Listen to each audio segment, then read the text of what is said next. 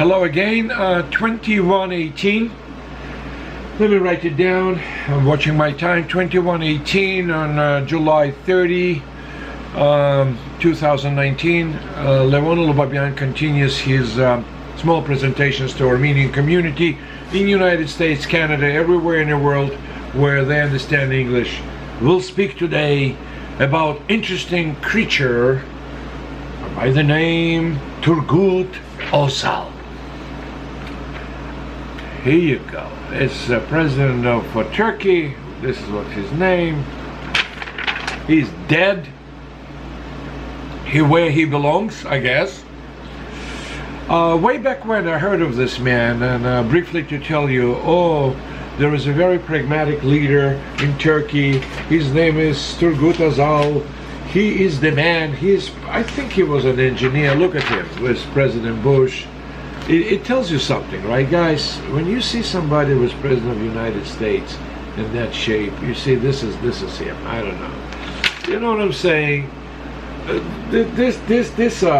These are people who belong to a clan which runs the world affairs, right?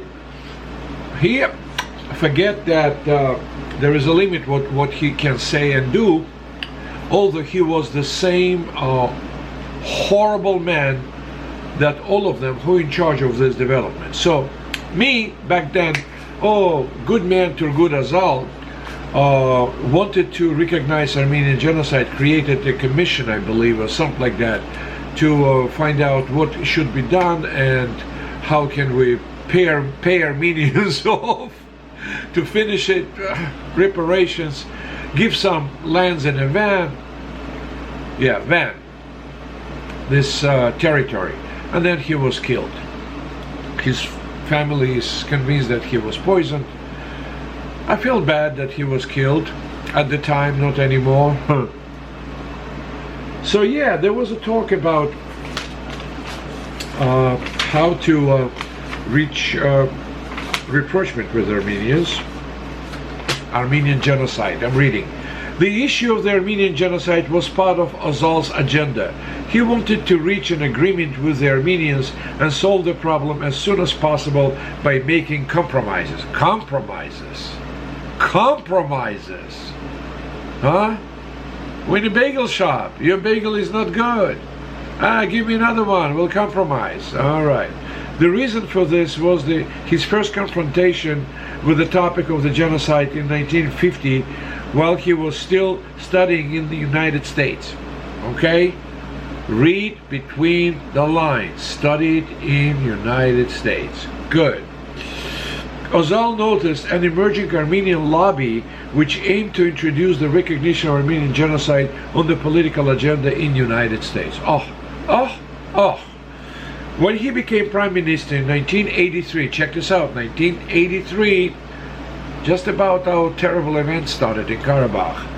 The Armenian issue was one of the topics on his agenda. However, he faced tough challenges as the Armenian Secret Army for the Liberation of Armenia, Asala, intensified its attacks on Turkish diplomats. Well, it happened abroad in the early 1980s. The Asala factor made it very difficult to take any bold steps in domestic politics with respect to bringing the gap between Turks and Armenians understood. Behind closed doors, Ozal defended the idea of holding negotiations with the Armenians to settle a dispute that has had great potential to deal a serious blow to Turkish interests in international politics. It's a dispute. It's a compromise. And just because it hurts Turkey, not because it was terrible, absolutely impossible to describe in human words. Events. Okay? All right, listen. Let's continue. All right, Mr. Ozali. Ozal tried to implement several projects, including the van project, okay, as part of his solution to the genocide issue. He wanted to bribe us. The van project envisioned, what's the word? Envisioned, go backward, The return of some lands to Armenians in van. Return of some lands to Armenians in van. However, Ozal was unable to make concrete progress because his policies sparked criticism and fury among the Turkish public, the Motherland Party, and the Turkish military, as they considered the idea of negotiating with the Armenian diaspora itself as unacceptable and unthinkable. All right? Nothing changed. Now, eventually they poisoned him and this and that. And this noble man who was seeking resolution of the problem, and they poisoned him. So there is a war in Artsakh. There's a war in Nagorno-Karabakh. And this is his words. Turkey must show its teeth to Armenia.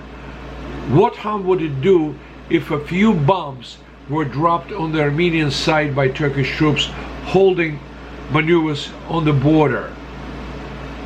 April 18, 1993. Do you understand what I'm trying to imply? We cannot trust anything coming from that part of the world.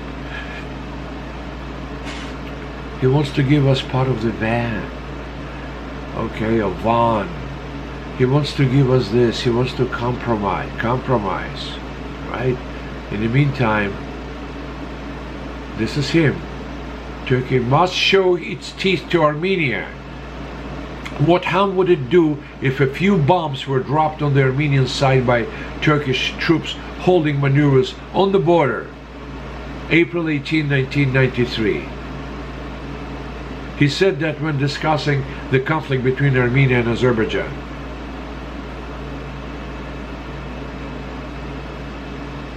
Okay, this is what we're dealing with. Turgut, Ozal.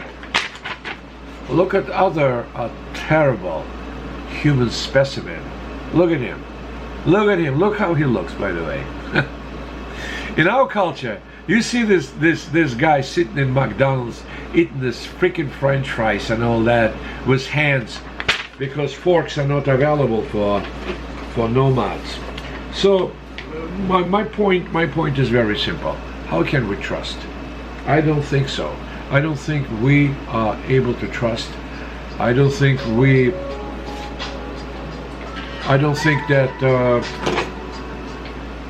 1 minute please. I don't think we are capable of saying a word that, oh, how wonderful it is. I think all these things are doomed to failure unless international community on the highest level decides enough is enough. Enough is enough. This is the reason for this program. That's why I'm calling on you, on all of you. Join me. It's not a crusade. It's an attempt to protect the homeland. Will we be able to do it? Well, with your help, without your help, we will. We managed to sustain thousands of years in this process, and we will be able to do it with or without you people. But the problem without you, it's betrayal worse than what the devil did to us in 2015. The problem with this is a betrayal worse than that. You got to join us, or just eliminate the word Armenian from the paragraph which asks you about your nationality. Alright? It's not a joke. Behind this joke, suffering of millions and millions for thousands of years. And it has to stop. And we will stop it. With your help or without. Please call me, 929-217-7440. Adios.